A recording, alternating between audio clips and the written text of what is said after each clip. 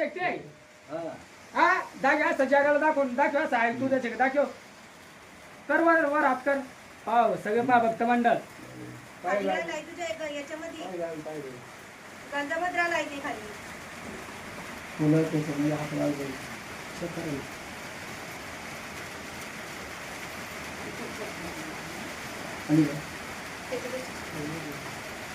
मला पाहिजे ते दादू आहे काय कोणी जोरून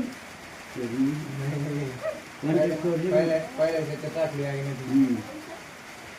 गुरु मी त्याला शिकले का पहिले ते म्हणतो की आहे ना